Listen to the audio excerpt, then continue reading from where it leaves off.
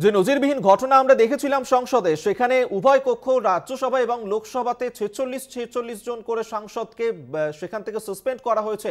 মোট ৯২ জন সাংসদকে সাসপেন্ড করা হয়েছে। সেই ঘটনার প্রতিবাদ জানিয়েই আজ এককাট্টা বিরোধীরা গান্ধী মূর্তির সামনে বিরোধীদের এই অবস্থান, বিক্ষোভ। আজকে তারা এই বিক্ষোভ দেখাবেন। আমরা এই নিয়েই কথা বলবো। বিশেষ প্রতিনিধি সুচন্দ্রিমা এই মুহূর্তে আমাদের সঙ্গে রয়েছেন।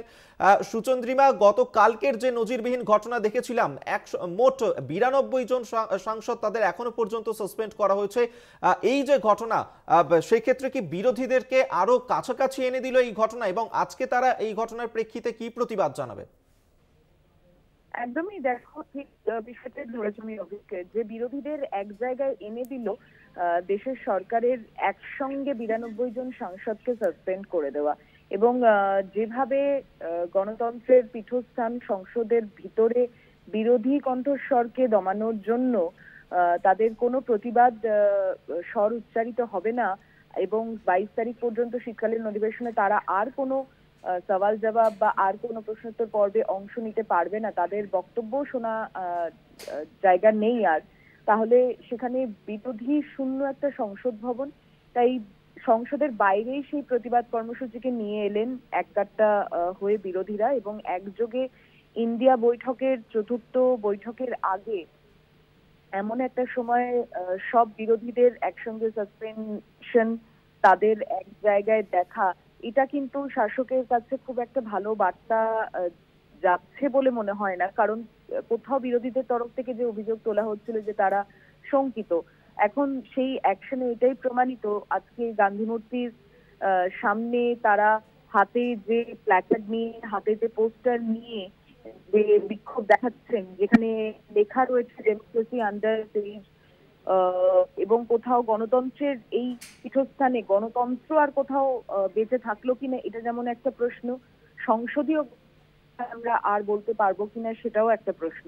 তাই নরেন্দ্র মোদীর ছবি দিয়ে পোস্টারে সেখানে প্রতিবাদ দেখানো, গান্ধী মূর্তির সামনে বিরোধীদের একসঙ্গে সোচ্চার হওয়া, তারা সংসদের ভিতরে না হোক বাইরে প্রতিবাদ দেখাতে থাকবেন। তাদের যে ইস্যুতে হই হট্টগোল শুরু হয়েছিল, অর্থাৎ সংসদে ১৩ তারিখ যে হামলার ঘটনায় স্বরাষ্ট্রমন্ত্রী বিবৃতি দাবি, এখনো পর্যন্ত সেই বিজেপি সাংসদ যার নামের সই নিয়ে ওই বহিরাগত আগন্তুকরা প্রবেশ করেছিল ভিতরে সংসদের, তার বিরুদ্ধে এখনো পর্যন্ত কোনো, প্রতাপ সিনহার বিরুদ্ধে এখনো পর্যন্ত কোনো অ্যাকশন কেন নেওয়া হলো না? এই ঘটনাই যদি বিরোধীদের সঙ্গে হয়ে থাকতো তাহলে এতক্ষণে দেশবাসীর কাছে একটা নজির সৃষ্টি করার মতো একটা সিদ্ধান্ত নেওয়া হতো, যা মহুয়া মৈত্রের ক্ষেত্রে নেওয়া হয়েছে বলে বিরোধীদের দাবি।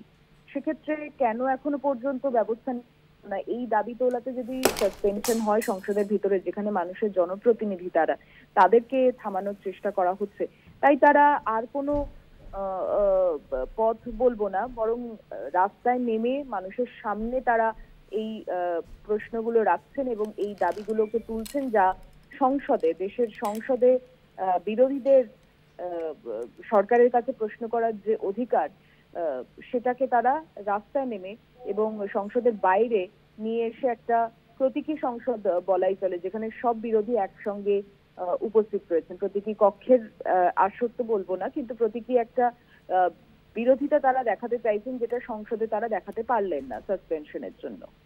একেবারেই ধন্যবাদ তোমাকে। বিশেষ প্রতিনিধি সুচন্দ্রিমা তখন আমাদের সঙ্গে টেলিফোনে ছিলেন।